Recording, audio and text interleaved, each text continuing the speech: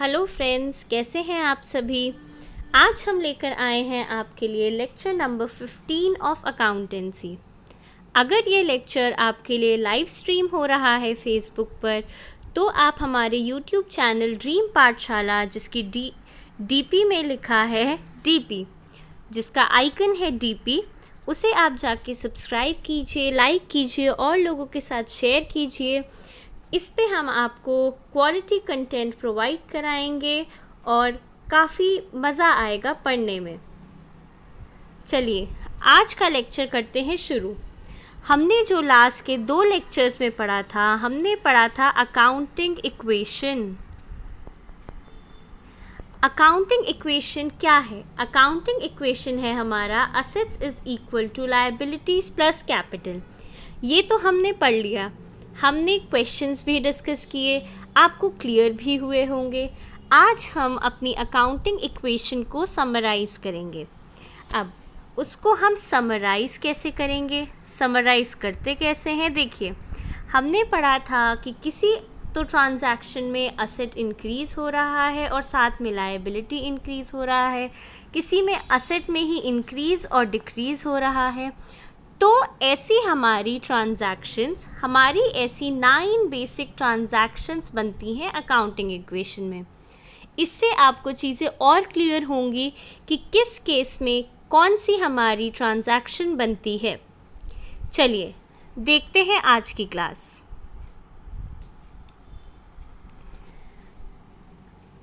पहला है हमारा increase in assets with corresponding increase in capital. अब देखिए, एक तो हमारा हुआ असेट्स में इंक्रीज़ और एक हो गया कॉरेस्पॉन्डिंग इंक्रीज़ इन कैपिटल। सोचिए ये हमारा कब होता है?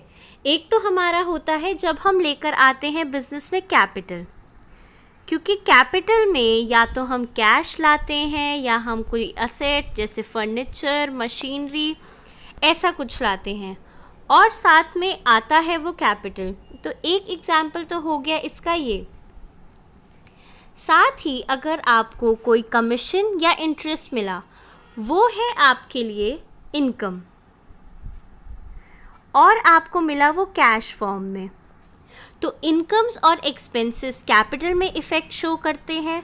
तो इनकम हमारा हो गया कैपिटल में ऐड और कैश हमारा हो गया कैपिटल में ऐड। तो ये हो गया एग्जाम्पल। एक और एग्जाम्पल जिसमें हमारा increase in asset with corresponding increase in capital. और देख लेते हैं, अगर हमारा होता है profit earned bye a business, ये सेम हो गया, इनकम कह लीजिए, प्रॉफिट कह लीजिए। अगर प्रॉफिट हो रहा है तो वो कैपिटल में ही जाएगा, साथ ही होगा वो कैश फॉर्म में, तो असेट हमारा इंक्रीज़ हो जाएगा।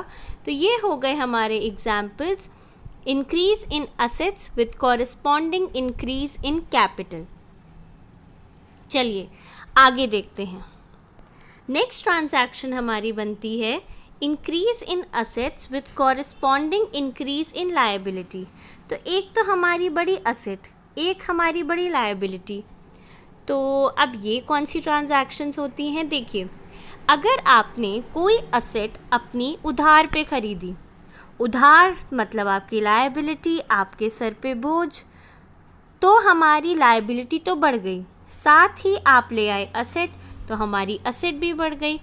तो देखिए, bought machinery by raising a bank loan या by taking from creditor without cash, ये हो गया हमारा इंक्रीज़ इन असेट और साथ में इंक्रीज़ इन लायबिलिटी। और देखिए, रिसीव्ड कमीशन इन एडवांस। तो अगर आपने कमीशन एडवांस में रिसीव करी, रिसीव कैसे करी? कैश में। कैश इंक्रीज़ हो गया मतलब असेट इंक्रीज़ हो गया। और अगर आपको एडवांस कमीशन मिली है तो आपके सर पे बाउंडेशन है कि आपको वो काम करना ही है। तो बाउंडेशन है तो मतलब लायबिलिटी भी इंक्रीज़ हुई। तो ये हो गया हमारा इंक्रीज़ इन असेट और साथ में लायबिलिटी भी इंक्रीज़। थर्ड एग्जाम्पल, अगर आप सामान खरीद के लाए उधार पे, सिंपल है, सामान आया, स्टॉक में हमने कर दिया ऐड, साथ ही क्रेडिट। देखिए थोड़ा क्लियर, सामान आया तो स्टॉक में हो गया ऐड, क्रेडिट पे आया तो क्रेडिटर हो गया हमारा, जो कि होता है लायबिलिटीज़ का पार्ट, वो भी हो गया ऐड। तो ये हमारी हो गई 3 ट्रांजैक्शंस जिसमें होता है असेट में इंक्रीज़ और लायबिलिटीज़ में इंक्रीज़ एक साथ। ठीक है फ्रेंड्स, चलिए आगे देखते हैं। नेक्स्ट ट्रांजैक्शन है increase and decrease in asset. Increase भी हो रही है और डिक्रीज़ भी हो रही है। एक तो एग्जाम्पल अगर आपको याद हो, जब हम करते हैं बैंक में कैश डिपॉजिट, कैश हो जाता है कम, बैंक बैलेंस हमारा बढ़ जाता है, ये एक एग्जाम्पल हो गया। और एग्जाम्पल देखते हैं, bought goods for cash at cost price. अब देखिए, आप लेकर आए गुड्स कैश पे, तो कैश तो हमारा हो गया कम, स्टॉक हमारा हो गया इंक्रीज एट कॉस्ट प्राइस। इसका क्या रेलेवेंस है? देखिए, अगर आप मान लीजिए ये है हमारा सेलिंग की ट्रांजैक्शन, अगर आपने गुड्स सेल किए अपनी थोड़ी ज़्यादा कॉस्ट पे, मतलब कॉस्ट से थोड़ी ज़्यादा वैल्यू पे आपने गुड्स सेल किए, तो जो प्रॉफिट और लॉस है वो आपका जाएगा कैपिटल में। ये ध्यान रखिएगा। तो जितना प्रॉफिट है, जितना लॉस है, वो आपका जाएगा कैपिटल में। बाकी ट्रांजैक्शन में इंक्रीज़ और डिक्रीज़ असेट्स में ही होगा। ये हमने किया है नेक्स्ट पार्ट में कवर। देखिए, sold goods on credit at no profit no loss, ये है रेलेवेंस जो मैंने आपको बताया। अगर यहाँ पर होता कि एट प्रॉफिट बेचे या एट लॉस बेचे तो आपका कैपिटल भी अफेक्ट होता, लेकिन यहाँ पर ना तो प्रॉफिट है ना लॉस है, तो हमने गुड्स जो बेचे क्रेडिट पे, अब आपने गुड्स बेच तो दिए क्रेडिट पे, तो एक आप सोच रहे होंगे स्टॉक माइनस हो गया। ऐड कौन सी असेट हुई? आपने बेचे उधार पे, तो वो आपने लेना है कस्टमर से, तो वो आपका बन गया डेटर। तो डेटर नाम की असेट आपकी इंक्रीज़ हो गई, स्टॉक नाम की असेट आपकी डिक्रीज़ हो गई। अब इसी में उस डेटर ने आपको दे दिया पैसा, तो आपकी कैश नाम की असेट बढ़ गई और डेटर नाम की असेट फिर कम हो गई, क्योंकि उसने अपना उधार क्लियर कर दिया। तो ये भी हो गया असेट में इंक्रीज़ और डिक्रीज़। चलिए नेक्स्ट ट्रांजैक्शन देखते हैं, decrease in assets with corresponding decrease in liability. एक तो असेट कम हो रही है और एक लायबिलिटी कम हो रही है। कैसे? देखिए, अगर आपका कोई है क्रेडिटर जिससे आप लाए हैं सामान उधार पे, उसे आप पेमेंट कर रहे हैं, तो पे कर रहे हैं तो कैश तो कम हो ही गया और क्रेडिटर भी कम हो गया। तो डिक्रीज़ असेट में भी हुआ और लायबिलिटी में भी हुआ। पहली transaction making payment to creditors, ठीक है। अब सेकंड ट्रांजैक्शन भी सेम है, repayment of bank loan. Repay कैसे करेंगे? कैश में। तो कैश नाम की असेट हो गई कम, बैंक लोन आपकी लायबिलिटी है, वो लायबिलिटी भी हो गई कम, ठीक है। अब देखिए, नेक्स्ट ट्रांजैक्शन है रिटर्न्ड गुड्स टू क्रेडिटर्स। ये देखते हैं, अगर आपने अपने क्रेडिटर को गुड्स रिटर्न किए, तो एक तो आपका स्टॉक माइनस हो गया, और माइनस क्या हुआ? क्रेडिटर। क्योंकि मान लीजिए आपने पहले उसे देने थे 12,000 रुपये, लेकिन 1,000 के गुड्स आपने वापस कर दिए, तो अब आपको देने हैं 11,000, तो क्रेडिटर हो गया कम। तो decrease in asset with corresponding decrease in liabilities. ठीक है फ्रेंड्स, चलिए नेक्स्ट देखते हैं। नेक्स्ट ट्रांजैक्शन है decrease in assets with corresponding decrease in capital. अब ये क्या है? अगर आपने कोई खर्चा किया अपना, उसके लिए आपने पैसे दिए, तो एक तो कैश कम हो गया और सारे खर्चे हमारे कैपिटल में से होते हैं माइनस। तो पेड रेंट, वेजेस या सैलरी, कैश कम और कैपिटल कम। अब नेक्स्ट ट्रांजैक्शन देखते हैं। नेक्स्ट है बीइंग मशीनरी डेप्रिसिएटेड। डेप्रिसिएशन का अलग चैप्टर है, वो तो डिस्कस करना ही है। यहाँ पे इंट्रोडक्शन के लिए डेप्रिसिएशन होता है हमारा expense, non cash expense. Non cash क्यों है? क्योंकि इसके लिए आप पैसा नहीं देते। वो कैसे दिखाते हैं वो हम डेप्रिसिएशन वाले यूनिट में डिस्कस करेंगे। तो एक्सपेंस है तो कैपिटल में से तो होगा ही माइनस, साथ में मशीनरी हो रही है डेप्रिशिएट, मतलब मशीनरी की वैल्यू हमारी कम हो रही है। अब वो वैल्यू कम क्यों होती है? वैल्यू कम होती है या तो यूज़ से या विद पैसेज ऑफ टाइम। आपकी कार की वैल्यू कम होती ही है, चाहे आप उसे यूज़ करें या ना करें। तो मशीनरी की वैल्यू कम हो रही है तो असेट जो मशीनरी नाम से है वो कम हो रही है। तो ये हो गया डिक्रीज़ इन असेट, और जो डेप्रिसिएशन है वो हो गया डिक्रीज़ इन कैपिटल। चलिए नेक्स्ट देखते हैं, विड्रॉ फॉर पर्सनल यूज़। अब यहाँ आपको क्लिक करना चाहिए। इस टर्म को हम कहते हैं ड्राइंग्स। ड्राइंग्स बिजनेस के लिए होता है खर्चा, तो वो हमारा हो गया कैपिटल में से माइनस। साथ में आप कैश लेके गए तो कैश माइनस, गुड्स लेके गए तो गुड्स माइनस, तो ये भी हो गया असेट्स में डिक्रीज़ और कैपिटल में डिक्रीज़। ठीक है, चलिए नेक्स्ट देखते हैं, increase and decrease in liabilities. अब ये क्या है? देखिए, अगर आप बैंक लोन पे कर रहे हैं, आपने कोई लोन लिया है, उसकी डेट आ गई कि आपने उसे पे करना है, लेकिन आपके पास पैसा ही नहीं है, तो आप किसी से पैसा उधार लेकर, मान लीजिए आपने अपने रिलेटिव से ही उधार लिया कि मैं तेरे को 2-3 दिन में दे दूंगा पैसा, क्योंकि वो आपसे इंटरेस्ट नहीं लेगा। बैंक लेकिन इंटरेस्ट चार्ज करता रहेगा अगर आपने डीले किया। तो बैंक लोन नाम की लायबिलिटी आपने पे कर दी, लेकिन पैसा किसी से उधार लेके, तो आपकी एक नई लायबिलिटी बन गई। बैंक लोन हो गया कम, जिससे आपने उधार लिया वो भी तो लायबिलिटी है, बोझ तो है ही कि देना है, तो वो आपकी बढ़ गई। तो वो हो गया हमारा increase and decrease in liabilities. Next देखते हैं, क्रेडिटर्स बिल्स पेबल एक्सेप्टेड। अब ये क्या होता है?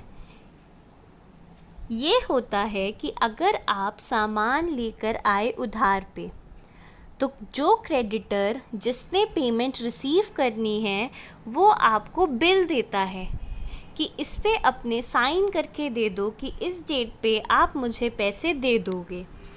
तो यहाँ पे क्या होगा ट्रांजैक्शन की जो क्रेडिटर्स नाम की लायबिलिटी है वो तो हो जाएगी कम, क्योंकि उसने बिल्स आपसे बनवा लिए। तो बिल्स पेबल नाम की लायबिलिटी आपकी हो जाएगी इंक्रीज़। ये थोड़ी एडवांस ट्रांजैक्शन है, ये जनरली आती नहीं है, बट हम आपको अच्छे से पढ़ा के चलेंगे, आपके कंसेप्ट्स क्लियर करने हैं तो ये बताना ज़रूरी है।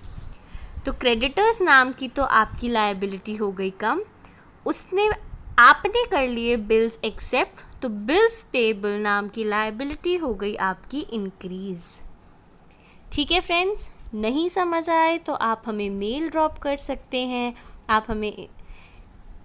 आप हमें कमेंट सेक्शन में भी लिख सकते हैं। चलिए आगे बढ़ते हैं। जैसे हमने किया payment of bank loan by taking money from someone, वैसे ही अगर क्रेडिटर आप पे हाई इंटरेस्ट चार्ज कर रहा है तो आपने बैंक लोन लेकर उसकी कर दी पेमेंट। अब ये छोटा मोटा क्रेडिटर नहीं होगा, क्योंकि आप बैंक लोन के लिए मैक्सिमम टाइम्स आप ज़्यादा अमाउंट के लिए जाते हैं, तो एक लायबिलिटी क्रेडिटर कम हो गया और बैंक लोन बढ़ गया। चलिए नेक्स्ट देखते हैं। नेक्स्ट ट्रांजैक्शन है हमारी increase and decrease in capital. अब ये कब होता है? इसके 2 एक्सेप्शनल केसेस हैं। अगर आप इंटरेस्ट ऑन कैपिटल चार्ज करते हैं, आप से मतलब बिजनेस, इसका क्या मतलब हुआ? देखिए, कैपिटल आपको बिजनेस को बिजनेसमैन ने दिया है, ठीक है, तो बिजनेस के लिए वो लायबिलिटी है। अब उस कैपिटल पे अगर बिजनेसमैन कहे कि मुझे इंटरेस्ट समेत वो वापस चाहिए, तो वो कैसे दिखाएंगे? इंटरेस्ट ऑन कैपिटल वो है कि अगर बिजनेसमैन बोले कि मुझे सूद समेत, मुझे इंटरेस्ट समेत वापस चाहिए कैपिटल, तो इंटरेस्ट लगाना पड़ेगा। वो कैसे लगाएंगे? देखिए, यहाँ तो कैपिटल में भी हो रहा है इंक्रीज़ और कैपिटल में ही हो रहा है डिक्रीज़। डिक्रीज़ क्यों हो रहा है? क्योंकि बिजनेस के लिए तो ये है खर्चा, ठीक है, बिजनेस के लिए है ये एक्सपेंस, तो इसीलिए हो गया ये डिक्रीज़।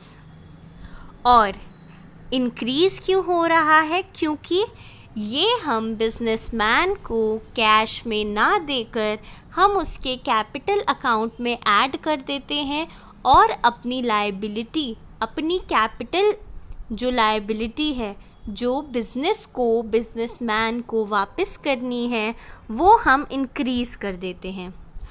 थोड़ा टिपिकल हो गया, चलिए दोबारा सुन लेते हैं। चार्ज इंटरेस्ट ऑन कैपिटल, अब चार्ज कर रहे हैं तो ये तो हो गया एक्सपेंस, ये रीज़न हो गया हमने कैपिटल में से किया उसको माइनस।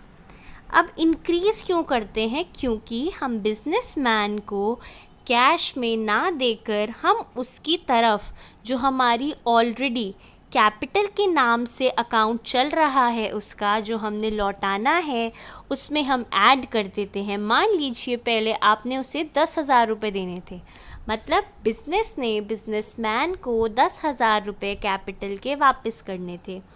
अब वो इंटरेस्ट लगाता है, तो अब बिजनेस ने 11,000 रुपये देने हैं, तो हम उस 1,000 को कैपिटल में ही ऐड कर देंगे, ठीक है।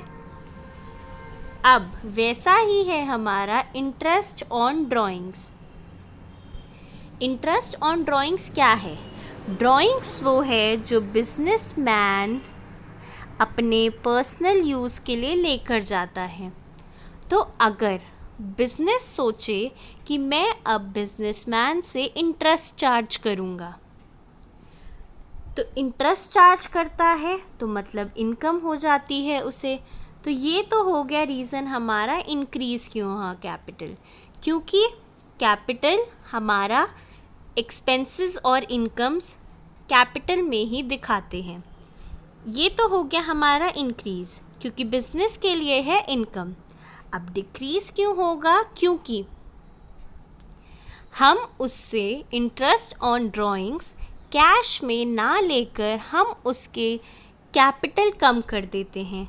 कैपिटल क्यों कम कर देते हैं? देखिए, मान लीजिए वो 10,000 रुपये लाया था कैपिटल, अब वो ड्राइंग्स करके ले गया 2,000, तो उसने बिज़नेस का कर दिया ना कैपिटल कम। अब बिज़नेस के पास बचे हैं 8,000 रुपये, तो इफ़ेक्टिवली हमारी लायबिलिटी, मतलब बिज़नेस की लायबिलिटी बिजनेसमैन की तरफ हो गई कम। तो इंटरेस्ट ऑन ड्राइंग्स भी हम इसीलिए माइनस कर देते हैं कि अब हमारी लायबिलिटी, बिज़नेस की लायबिलिटी बिजनेसमैन की तरफ कम हो जाती है, ठीक है, क्योंकि एट लास्ट बिज़नेस और बिजनेसमैन डिफरेंट हैं। तो बिज़नेस की लायबिलिटी बिजनेसमैन की तरफ कम हो जाती है अगर वो ड्राइंग्स करता है और बिज़नेस उस पर इंटरेस्ट भी लगाता है, ठीक है। चलिए, नेक्स्ट है हमारी increase in liabilities and decrease in capital. अब ये क्या है? देखिए, आउटस्टैंडिंग एक्सपेंस। आउटस्टैंडिंग एक्सपेंस क्या है? वो खर्चा जो आपने देना था पर आप नहीं दे पा रहे। तो देना तो है, तो कैपिटल में से तो होगा माइनस, साथ में वो बन जाती है आपकी लायबिलिटी, क्योंकि आपने देना है पर आप दे नहीं पा रहे। तो लायबिलिटी हो गई हमारी ऐड आउटस्टैंडिंग एक्सपेंस के नाम से। सिंपल। देखिए, नेक्स्ट ट्रांजैक्शन क्या है? Propose dividends. अब डिविडेंड्स क्या होते हैं? अगर आपके बिजनेस में काफ़ी बड़ी कंपनी है तो शेयर्स आपने रेज़ किए, तो उन शेयर्स पे शेयर होल्डर्स रिटर्न एक्सपेक्ट करते हैं। ये अभी थोड़ा इसका इंट्रो ही समझ लीजिए, वैसे ये इम्पॉर्टेंट नहीं है। देखिए, शेयर होल्डर्स इनकम एक्सपेक्ट करते हैं जो उन्होंने पैसा दिया है बिजनेस को शेयर कैपिटल की फॉर्म में, तो उस इंटरेस्ट, उस इनकम को हम कहते हैं डिविडेंड। तो अगर बिजनेस डिविडेंड देना चाहता है तो वो कैसे दिखाएगा? उसको प्रॉफिट हुआ है तभी वो डिविडेंड देगा, क्योंकि वैसे शेयर कैपिटल पर इनकम होना ज़रूरी नहीं है। बिजनेस की लायबिलिटी नहीं है, उसकी मर्ज़ी है वो डिविडेंड देना चाहे या ना देना चाहे। ये वैसे 12th क्लास का टॉपिक है शेयर कैपिटल का, वहाँ हम और अच्छे से डिस्कस करेंगे। वहाँ है हमारा कंपनी अकाउंट्स। ठीक है, चलिए, ये हो गया हमारा प्रपोज डिविडेंड्स। प्रपोज डिविडेंड्स में प्रॉफिट तो हो जाता है हमारा कम। अब प्रॉफिट कम तो मतलब कैपिटल में से लेना है, तो कैपिटल हो गया हमारा माइनस। और प्रपोज डिविडेंड, हम प्रपोज कर रहे हैं कि हमने डिविडेंड देना है, तो हम अगर प्रपोज कर देते हैं कि हमने डिविडेंड देना है तो मतलब एक डिविडेंड, प्रपोज डिविडेंड नाम की लायबिलिटी इंक्रीज़ हो जाती है। अगर ये ना भी समझ में आए तो कोई प्रॉब्लम नहीं है, लेकिन अगर समझ आ जाए तो बहुत अच्छी बात है। ना समझ आए आप कमेंट सेक्शन में लिख सकते हैं, आप हमें मेल भी कर सकते हैं अपने डाउट्स। देखिए, प्रपोज डिविडेंड्स नाम की लायबिलिटी हो गई इंक्रीज़। अगर आपने अपने प्रॉफिट्स कम किए, प्रॉफिट्स कम करके ही आप डिविडेंड निकालेंगे तो वो हो जाएगा हमारा डिक्रीज़ इन कैपिटल। ठीक है फ्रेंड्स, चलिए, transfer from capital to loan, ये है थोड़ा पार्टनरशिप का पार्ट। अब पार्टनरशिप अकाउंट्स क्या होते हैं कि पार्टनर्स ने अगर कैपिटल लगाया है तो कभी कभी ऐसा होता है कि बिज़नेस में वो एक्स्ट्रा कैपिटल ना लाकर बिज़नेस को दे देते हैं लोन, तो उनके कैपिटल में से उनका एक लोन अकाउंट बन जाता है जो बिज़नेस को with interest with time in appropriate time वापस करना है। तो इस केस में साफ दिख रहा है कि ट्रांसफ़र फ्रॉम कैपिटल है तो कैपिटल हो गया कम, टू लोन है तो इंक्रीज़ हो गई लायबिलिटी लोन नाम से। तो ये हो गई हमारी ट्रांजैक्शन। अब ये लास्ट ट्रांजैक्शन है, थोड़ी सी मुश्किल है लेकिन समझेंगे। Increase in capital and decrease in liability. एक तो ऊपर वाली ट्रांजैक्शन का हो गया opposite, transfer from capital to loan. तो जब ये लोन हो गया पूरा तो transfer from loan to capital वापस हो गया। लोन से कैपिटल मतलब लोन तो हो गया हमारा कम, अब हमें नहीं देना क्योंकि हमने दे दिया, और उसकी कैपिटल में वापस ऐड कर दिया तो कैपिटल हो गया इंक्रीज़। अब ये है हमारा conversion of debentures into shares. आप अभी के लिए इतना कीजिए कि जो डिबेंचर्स होते हैं वो होते हैं कंपनी के लिए लोन, और जो शेयर्स होते हैं वो होते हैं ओनर्स कैपिटल। तो लोन तो हो गया हमारा लायबिलिटी, लेकिन ओनर्स कैपिटल है मतलब जो कंपनी के ओनर्स हैं उनका ही कैपिटल है। तो अगर आप लोन को कर रहे हैं कैपिटल में कन्वर्ट, तो लोन हो गया हमारा कम, जिससे हमारी लायबिलिटी हो गई कम, और शेयर्स हमारे बढ़ गए मतलब कैपिटल हमारा इंक्रीज़ हो गया। तो ये ट्रांजैक्शन हो गई increase in capital and decrease in liabilities. तो तो ये था हमारा आज का, ये थी हमारी अकाउंटिंग इक्वेशन जिसमें हमने समराइज़ किया था अपनी ट्रांजैक्शंस को जो हमने क्वेश्चंस किए हैं। होप कि अब आप कोई गलती नहीं करेंगे अकाउंटिंग इक्वेशन में। सारे कॉन्सेप्ट्स मैंने आपके क्लियर कर दिए हैं। तो अगर आपको अच्छा लगे वीडियो तो अपने फ्रेंड्स के साथ शेयर कीजिए, लाइक कीजिए, हमारा चैनल ड्रीम पाठशाला सब्सक्राइब कीजिए। तब तक के लिए गाइस, कल हम फिर आएंगे नेक्स्ट वीडियो के साथ। तब तक के लिए guys, happy learning, bye bye.